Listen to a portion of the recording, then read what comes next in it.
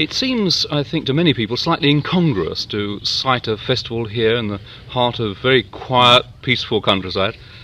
It's a super place for it. It's absolutely ideal. It's a kind of a euphoria down here. It's away from the awful realities of life. It's a nice place. The Vale of Avalon and Glastonbury and all the mystique surrounding it. It's a nice place for it. Well, you've had quite a few problems, I believe, in setting up the thing. What's the most difficult thing you've had to do so far, apart from making these loos? The police tried very hard to talk me out of it in the first place, but having agreed to do it, having the police realising that I wouldn't change my mind, they've been very cooperative since, actually. They've been very good. Well, people are coming from wide and near, and how much do you know about the sort of people that are coming? Do you Not a feel lot. at home with them? Or? Not a lot. I don't know a lot about them. No, I know some of them. I'm friendly with some of them, but I wouldn't say that I knew a lot about them. No.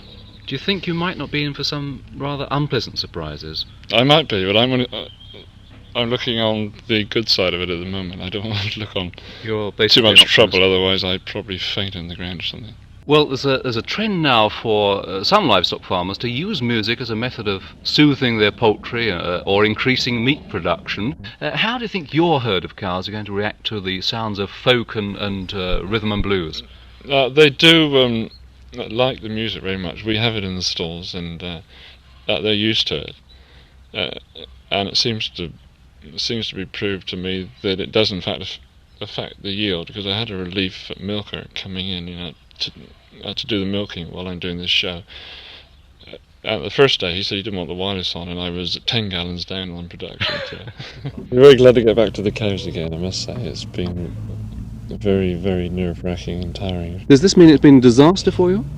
I wouldn't say a disaster, but it hasn't been as good as I'd hoped. What did you really hope for? How many people? I thought we'd get about 5,000, and we didn't. We only had about a couple of thousand. Is that enough, though? I mean, first of all, from a musical point of view. Absolutely super. It was worth it.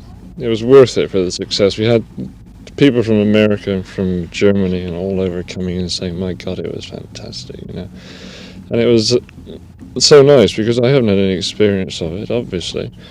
And from the music side, apparently, it was rated with the other festivals. You didn't really have much knowledge of the sort of person that comes to a festival like this.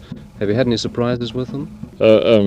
We had some people come down from London and walk all the way down without anything on their feet, and they were in a bad way. They got to the gate and sort of flaked out at the gate, and didn't have any money. It was only sort of threepence and sixpences, and a fella came up and said, "Well, I'll get an announcement on the stage, and we have a collection for them, you see."